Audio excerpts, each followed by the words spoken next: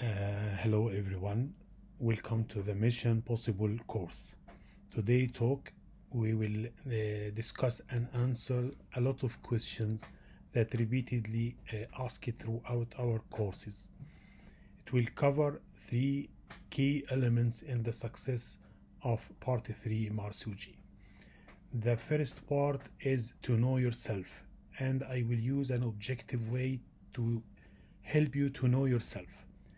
The second is the 2-minute reading time, which is a powerful weapon that you have during the exam and most of the time not used properly.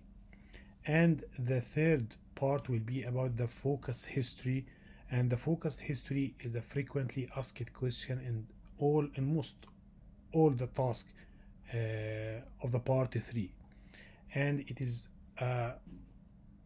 of recent importance in the marking and in the interest of the examination committee in the Royal College.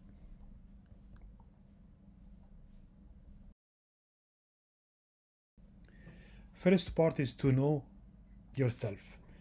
I use a SWOT analysis to do that. So first, why you feel you are strong, or what are the strengths point that you have. For example, you have a good knowledge, but is it knowledge need to be improved? Yes, if need to be improved at that time, when you are reading, you should be smart in increasing your knowledge. Now you are going for a clinical setting exam. So when you are reading a guideline, for example, don't read it from first page to the last page. Just focus on the clinical part, not the theoretical part of the knowledge. Second, a powerful point that you have, still you have a lot of time, plenty of time to prepare yourself, even if you are in the step 0. The third part, if you have passed through this experience before in the exam and unluckily you didn't pass, you will be powered by the experience you have, by the feeling you have, and just remembering the taste of this failure will make you stronger to avoid this failure again. And the fourth part, for example, the partner or the partner, this is one of the most important key for success point. A lot of people change their attitudes to a huge extent after having a good partner or even a below standard partner, because the first one will add to you, and the second one, you by teaching him will empower yourself, increase your confidence, and make the information maintained in your mind for longer time. This is your strength point. What are the weakness point you have? Is it your language? The language is not a problem in the exam, but choosing the words and avoiding the jargons are the important. To overcome the weakness of the language, you should read a lot of patient information and memorize a lot of sentences that it will help you in the exam not to think about them, as they are already in your mind. It will help you also to avoid mentioning a lot of jargons, which is a problem for many of the candidates. You are weak in responding to the patient emotion, so you should have a written or a prepared reaction for the angry patient, for the anxious patient, for the worried patient, for the patient in pain. So just write these reactions and fix your response to these reactions on all the station. So immediately you will not be shocked. You will not be finding words to overcome the patient reaction. The third part is the confidence. Some of you are very intelligent, very smart, well knowledgeable, but in the exam they are losing confidence because they miss a single information. They answer questions not in a proper way that they will expect. They lose the confidence in the structured discussion in the front of the examiner, thinking that he is not paying attention to him, he's ignoring or she's ignoring him, or she's not marking by the pencil. It means that she didn't hit any points. It will be distracted, you will be distracted, and your confidence become lower. So removing all this of your minds, boost your confidence by any means you can, is an important part in the passing the part 3 exam. Communication skills will be improved by practice, practice, and practice. You will not be improved without practice in the communication. And practice with your partner or your patients. Make it your habit. Communication is not only with the patient, with your colleagues or your friends, even at home. So use the communication skills in your daily life. It will improve your communication skill to a degree that you cannot imagine. The opportunities is the things that will, if you are using well, it will post your strengths. For example, now you are joining a course or another course. This will help you. You have the recalls. So this is a PowerPoint that add your strengths. They will give you a 2 minutes reading time during which you can organize your thoughts and you can plan the structure of your task. You have a lot of online sources and social media sources that you can use it wisely, but avoid being confused by different people or by different ideas. If you have any confusion points, just discuss with us or ignore it. Don't make it a huge deal and waste a lot of time just to solve a single point. The threats are common to all of us that will reduce your chance of success. The time, the fear of the exam, which is the greatest enemy to you, especially in the last couple of weeks of the exam. The fear will be dominant and it will affect your concentration, how you will collect the knowledge, how can you recall. But definitely it is a powerful point during the exam with the rush of adrenaline. Everything that you think that it is not in your mind will come immediately. Social duties and work, all this you should put in your mind when you are planning to study or prepare yourself for the part 3 exam. Coming to the second part, with the 2 minutes. The 2 minutes, the mistakes that I usually see with the candidate, some people is lightly taking it. They read first 2 lines and said, yes, I know the task, so I will go through. Yes, you know the task, but still you didn't prepare for the task. You will face the patient without being preparation. Don't ever take it lightly. Use it wisely and completely. Some say that I know it well. Some occupying their mind by the previous task. I missed so and I missed so. I did a mistake. I was bad like this. And some are looking around in the face-to-face exam and seeing someone is happy, someone is sad, and they leave impression on them. You don't know. The happy one, maybe he thought or she thought that she did very well, and unfortunately she did very bad. And the sad one, maybe he an excellent and he expected to do better. He's sad because of that. So don't be impressed. Don't look at the faces. Don't read faces during the 2 minutes from the people around you. So what the 2 minutes you will do in the what you will do in the 2 minutes in general. Generally, you should write notes. If you are well in memorizing the notes in your mind, it's not bad. But to be written is much better, because during the exam you don't know exactly what you will face from the examiner or the role player.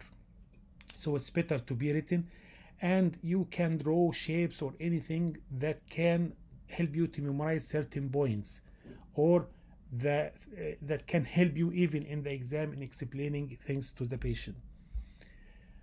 Then when you are reading the task, look for the keywords and write down these keywords. For example, the main symptoms, the main emotion of the patient. They wrote, for example, patient is anxious, patient is waiting, patient is angry, patient is worried. This is all are key points, repeatedly seen in the ER or repeatedly admitted. These are keywords that you should write. And you should write all your thoughts and the questions that come in your mind, because you will use them while you are gathering the data about the patient in the history. I divide the 4 minutes into 4 squares. The first square is you. So you are in front of the cubicles, you are reading. So before starting, just talk to yourself loudly. You said that if you have another task before, that you will do better in this task. Even if you did good in the last task, you are intended to have a better performance in this task. You can admit to yourself that the task is little difficult or a surprise to you. This will reduce your anxiety and boost your confidence. You tell yourself, no need to worry, I should focus on the task. Take a deep breath, compose yourself. The upcoming station is the only things that you should think about. And this is the square one. It will take from you less than 10-15 seconds. The second square, which is the most important, is to be aware about the task.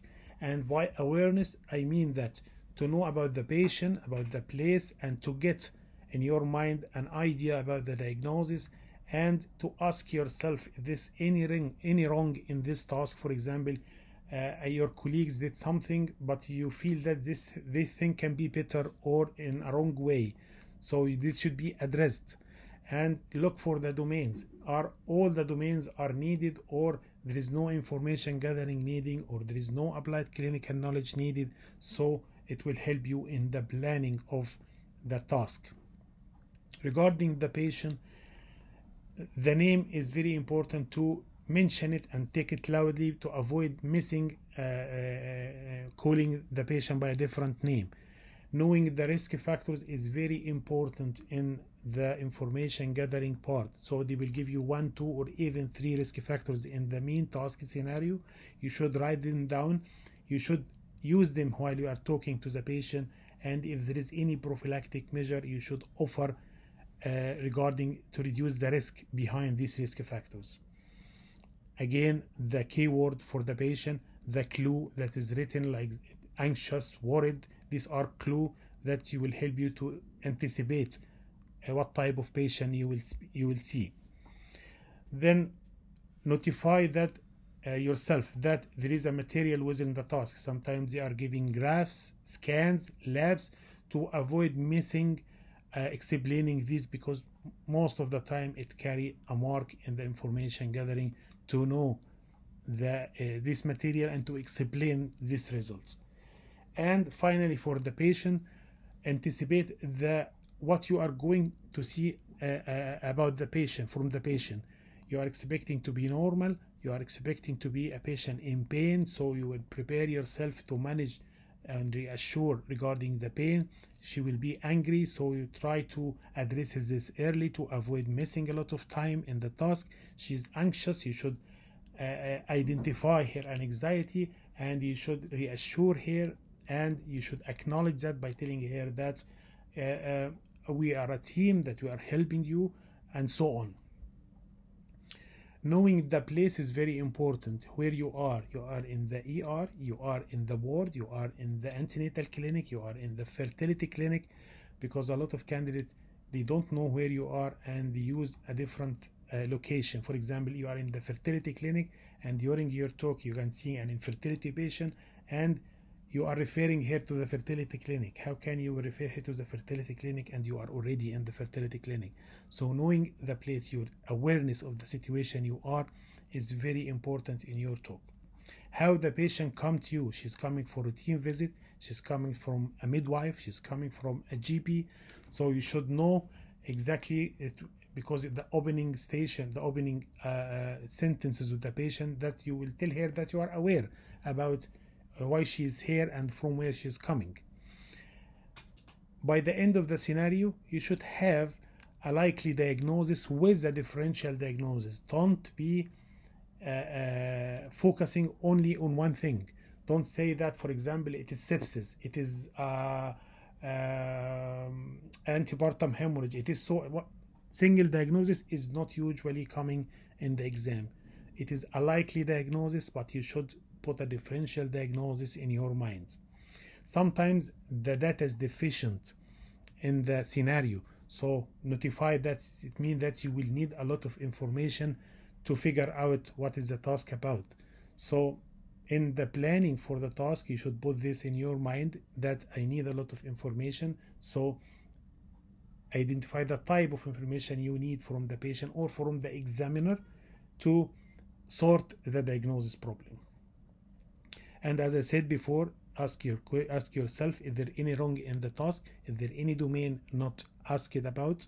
To focus on the other domains. This is the square 2.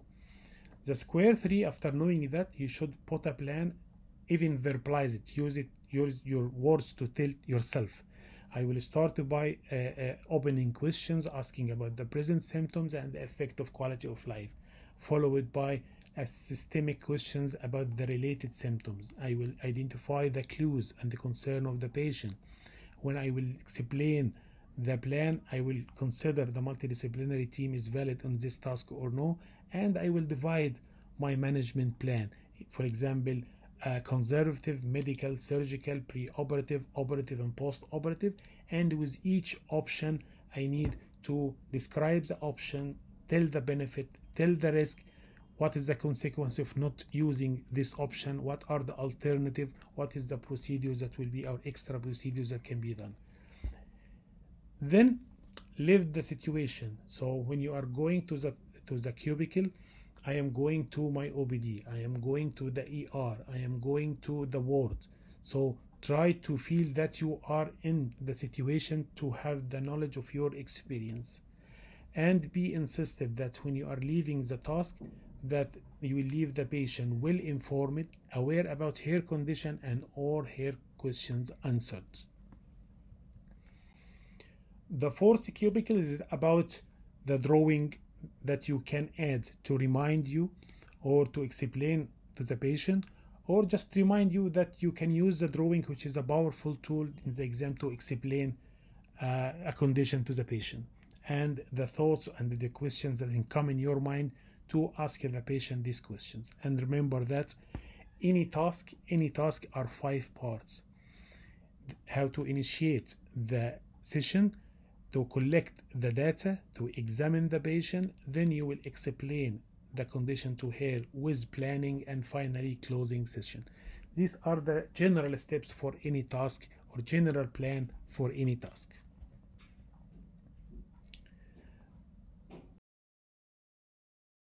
The third part is the focused history, and they are writing a focused history or a targeted history. Unlike most of you, it is a very difficult to have a focused history.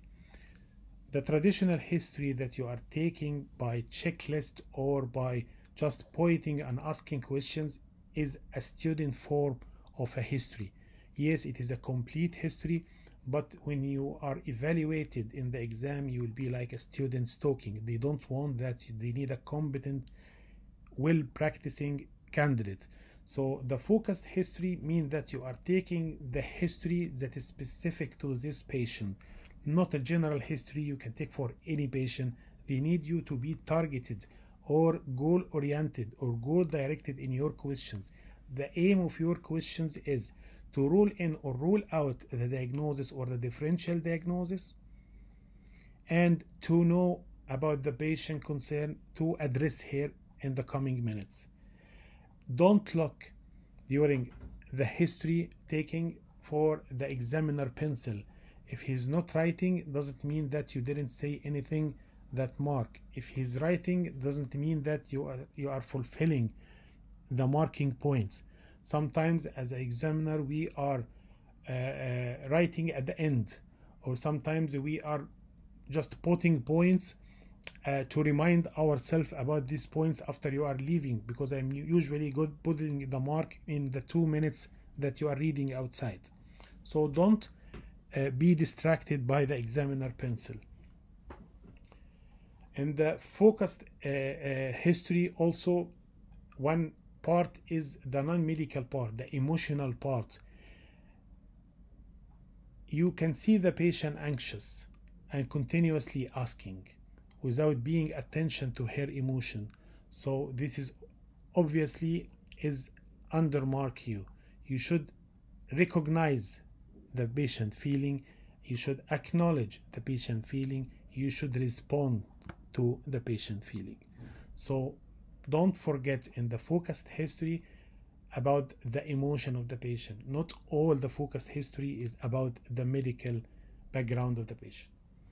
And finally, the time for the focused history is 3 minutes. I know that 3 minutes is far from achievement, but put this target, because if you are going to overcome or are going to pass this limits, it will be 4. But if you give yourself 4 minutes and pass to 5, it means that you halve the task on the information gathering only, which is one domain of the task. Avoid wasting your time in the information gathering, taking a very lot information. And again, in the recent years, asking many unnecessary questions will make you having a borderline or even fail in the information gathering. So doesn't, as you think before, if you ask a lot of questions, you will pick some points, so you will gain marks. It is not that case. The case now is to have a focused history.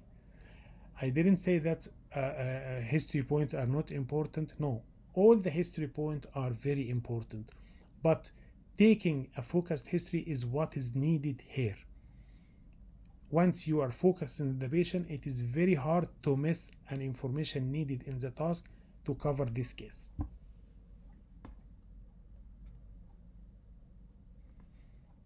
Avoid going through the traditional history because it will consume time, it will not give extra mark, and sometimes it can reduce your mark. So the question, how I will take a focused history? The focused history is only 3 parts. First is to list the patient problem. She presented with pain and bleeding, so her problem is pain and bleeding.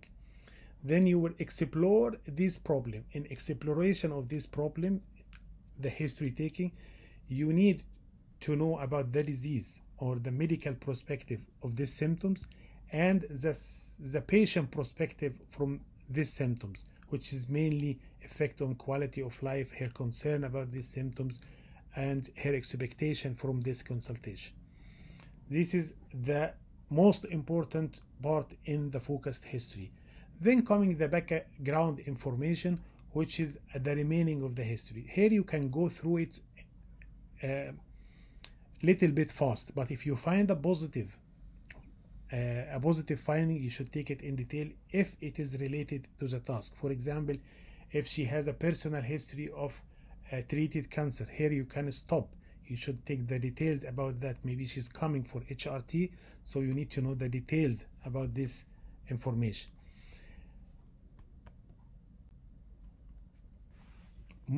My advice, beside knowing the structure of focus history, is to have your own fixed approach for the common symptoms.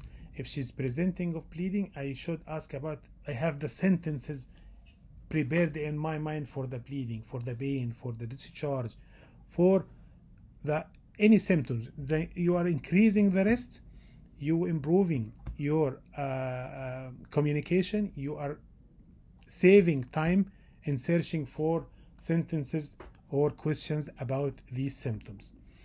And remember that after each symptoms, these symptoms may not be related to these organs only. For example, if she's having a vaginal bleeding, when you are asking, you confirm that it is a vaginal, not rectal, not urethral, and the bleeding is secondary to the genital tract, not secondary to a systemic disease, for example, a bleeding disorder. If she's pregnant, you will explore the pregnancy at the start. Explore, I mean that you should ask an open question in the start. Knowing about the pregnancy, is it planned or unplanned, wanted or unwanted, and is there any complication in the previous antenatal care, and immediately you will link the obstetric history to the pregnancy history. Then complete the history, and my advice in completing the history is divided into 3 groups.